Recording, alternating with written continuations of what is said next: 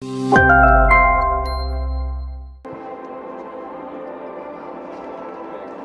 قسم میانه جدول مسابقه قرار دارند و فکر دارم این بازی خواهد بود که هر دسته کوشش میکنند حتما بهره به دست آوردن غلبه داوران در جریان بازی امروز تحت راهبری بهروز مرتضویف از شهر دوشنبه کار میکنند. هیئت دسته حاصلات فرخار اکنون برای ما و شما پیشنهاد میشود بنجامین اسما و رقم 26 موسیسی فاروق به حساب میروند.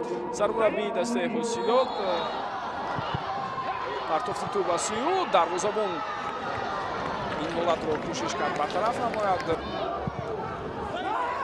باز یک پرتافتی دیگر ضربه و گل، اما داور الکی این گل رو هم بیکار کرده است. این دومین گل فوتبالبازان دسته حاصلات در رفت رقابت امروز در نیمه یکم است. دوران ببینیم دلیر شمرودوف پرتافتی توپ رو انجام میدهد. نه، آفساید است. دیگر جوی شک و تردید نیست. در همین صحنه ما خیلی خوب مشاهده کردیم که موسیسی فاروق در حالت نوبازی قرار داشت.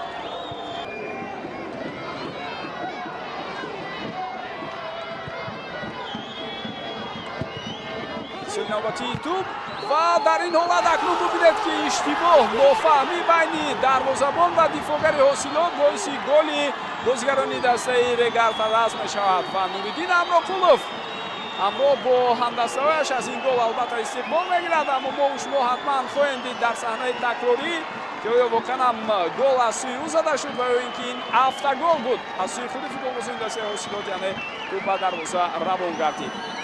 اما نوریدین بسیار خوب مبارزه بود در همان حالت و محصول تلاش‌های او بود در لحظه قبلی که ما و شما دیده ایستادیم گل به دروازه دسته حاصلات زده میشود. همین سکونی با این اشاره‌های خود و دلشاد واصف و دیگر یاوران خود اشاره میکند که چگونه در همین یک حالت عادی خطا کردن ممکن است.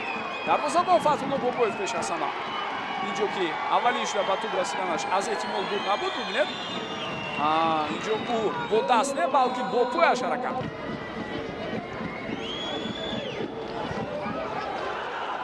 فرصت برای فوتبالبازان دسته حاصلات. اینجا ضربه بسیار هم خطرناک و دروازه‌بان یک ایلاج کرده دلیر عزیزов این حالت رو برگردوند.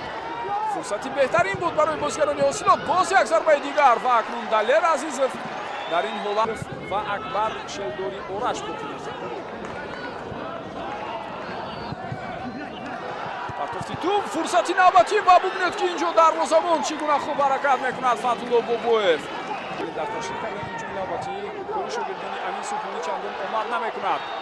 همینجا نرگاشف پاسیو به هم دستش فرصت ضربه و ببینید که گل نیست در این حالت. بینندگان گرامی چگونه شانس بود، چگونه امکانیت بود، چی لازم است برای عبدالخلیل بارانوف تا اینکه این فوتبالباز گل زند.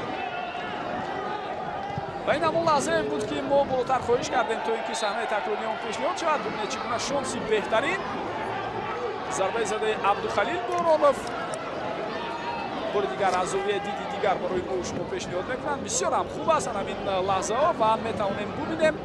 بله البته کمیسیون دسته حاصلات فرخار گل مسکان‌های گرم و صمیمی رو به زبان میارند. اینجا فرصتی بهترین ضربه و گل. این گل دوم را فوتبالبازان دسته رگر به هدف میرسونند و گل رو به نام امین جان ارگاشف اکنون مینویسند. بینندگان گرامی محض او بود که اینک در دقیقه 85 حساب رو 2-0 میکند. اینجا سخن درباره آفساید من باید نباشد، زیرا یک دفاعگر دسته حاصلات علیشیر سفرов بود که خیلی هم خفا مانده از همدستای دیگرش. شاروخ سنگوف فوتبالباز دیگری که از کسی بازیگران احتیاطی به میدان برآمده بود و او نیز خیلی فعالانه با بازی همراه شد. اینجا هم مؤلفی گل میشود، یعنی پاسی گلی محض به نام او به این ترتیب نوشته شد و نخستین گلی امین به دروازه دسته حاصلات فرخار توپ رو روان کند و با همین با حساب 2-0 بازی خود را با غلبه شاگردان علیار رشید محمدov جمع بست میکنند.